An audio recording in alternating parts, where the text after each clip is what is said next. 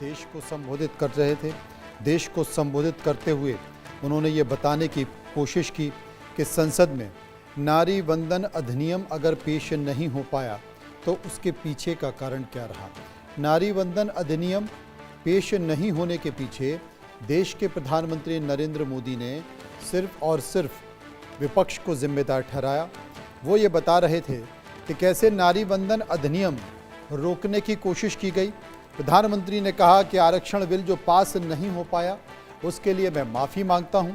जिन लोगों ने आधी आबादी का अधिकार छीना है उन्हें इनकी पाप की सज़ा ज़रूर मिलेगी। वे कहते हैं, देश के प्रधानमंत्री नरेंद्र मोदी ने यह भी कहा कि मेरे लिए देश सर्वोपरि है। जब कुछ लोगों के लिए दल हित सब कुछ हो जाता है, दल हित देश से बड़ा हो जाता है, तो नारी शक्ति को इसका खामियाजा उठाना ही पड़ता है। प्रधानमंत्री नरेंद्र मोदी ने कहा कि Congress, TMC, DMK, Samajwadi party जैसे विपक्षी दल इस भ्रूण हत्या के गुनाहगार हैं।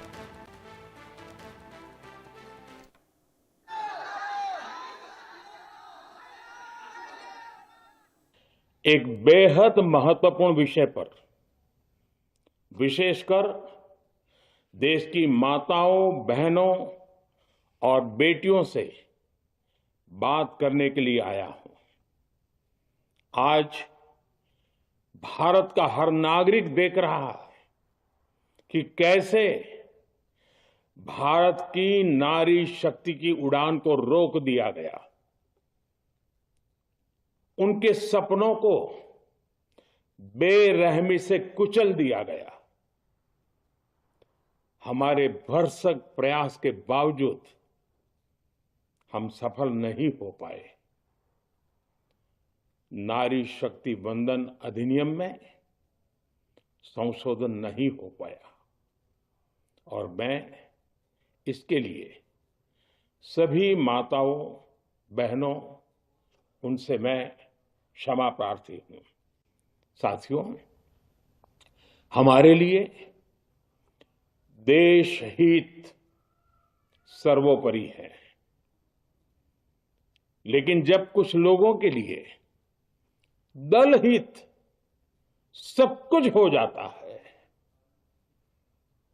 दल हित देश हित से बड़ा हो जाता है, तो नारी शक्ति को, देश हित को इसका खामियाजा उठाना पड़ता है।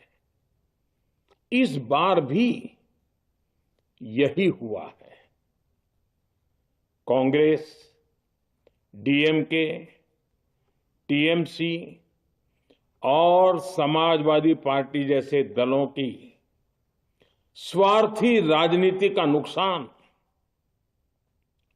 देश की नारी शक्ति को मुझे व्यक्तिगत तौर पर आशा थी कि कांग्रेस अपनी दशकों पुरानी गलती सुधारेगी।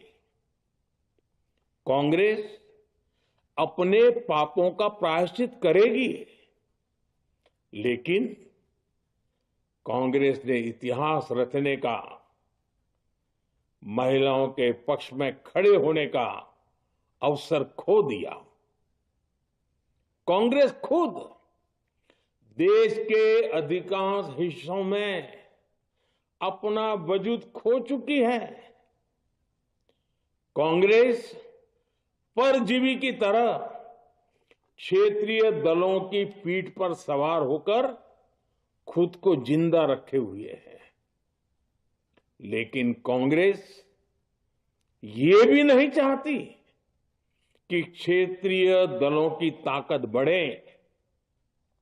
इसलिए कांग्रेस ने इस संशोधन का विरोध करवाकर अनेक क्षेत्रीय दलों के भविष्य को अंधकार में धकेलने का राजनीतिक षड्यंत्र किया है। जो पहले सुनी है उनकी तो कई बातें आप लोग सुनते समझते हो। हमारी लड़ाई सिर्फ एक बात की है, मोदी जी की लड़ाई सिर्फ एक बात की है कि भाई महिला आधी आबादी होती है, जितने पुरुष हैं उतने ही महिलाएं हैं, तो महिलाओं में